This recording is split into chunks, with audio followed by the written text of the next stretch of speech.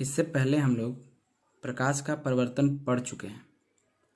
अब हम प्रकाश का अपवर्तन पढ़ेंगे। जैसा कि हम जानते हैं कि प्रकाश की किरणें एक माध्यम में सीधी रेखाओं में चलती हैं।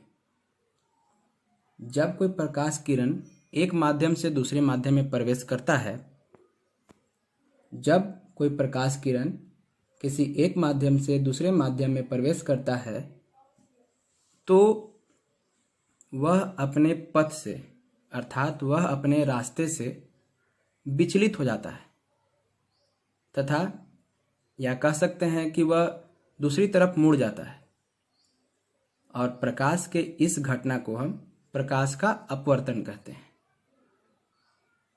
या उसका परिभाषा इस प्रकार लिख सकते हैं कि जब प्रकाश की किरण एक माध्यम से दूसरे माध्यम में प्रवेश करती है तो मार्ग से विचलित हो जाती है। प्रकाश द्वारा प्रदर्शित यह घटना प्रकाश का अपवर्तन कहलाती है। जैसे यह एक सरल रेखा है। इस सरल रेखा के इधर वायु है और इधर कांच है। तो वायु माध्यम 1 हो गया, कांच माध्यम 2 हो गया। जब एक प्रकाश किरण माध्यम वायु में चलती हुई जब वह कांच माध्यम में प्रवेश करती है तो वह थोड़ा अपनी मार्ग से विचलित हो जाती है। इसे जाना इस प्रकार चाहिए था, पर यह इस प्रकार मुड़ जाती है ना। तो इस प्रकार जो घटना घटी, यानी इस प्रकार की घटना को हम प्रकाश का अपवर्तन कहते हैं। तो जैसे हम दैनिक जीवन में कई सारी ऐसी घटनाएं देखते हैं जो प्रकाश के अपवर्तन का उदाहरण है, जैसे कि तारों का टिमटिमाना। जैसे हम रात में देखते हैं कि तारे जो हैं हमें टिमटिमाते हुए प्रदर्शित होते हैं।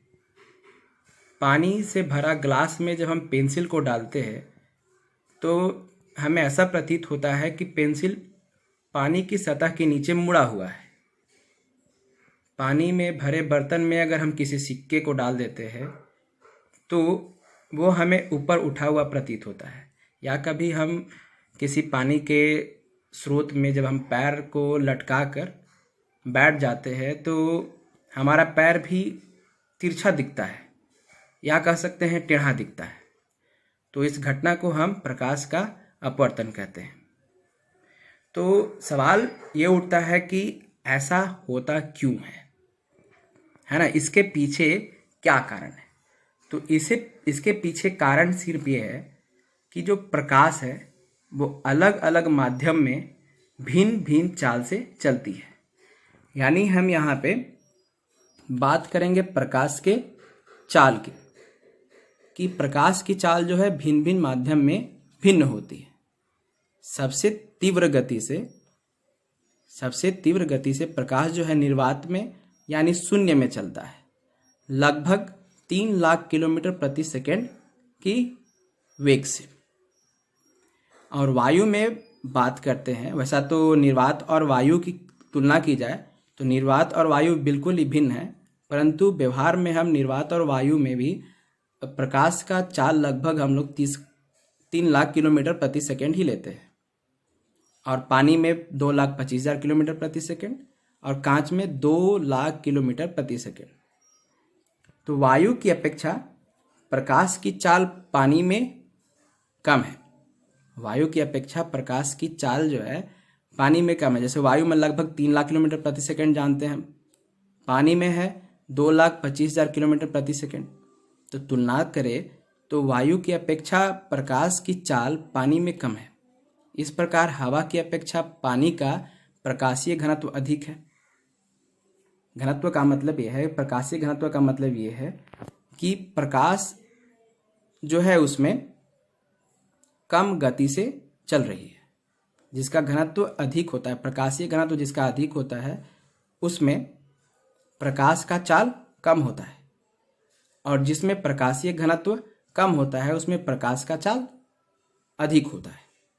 तो यहाँ तुलना करते हैं हम, तो हवा का क्या है कि चाल जो है, हवा में प्रकाश का चाल जो है वो क्या है, कम ज़्यादा है, और पानी में प्रकाश का चाल कम है, तुलनात्मक कम है। तो इस प्रकार हम कह सकते हैं कि हवा जो है वो विरल माध्यम है, यानी प्रकाशीय घनत्व के रूप में उसका घनत्व कम है, यानी ये विरल माध्यम है।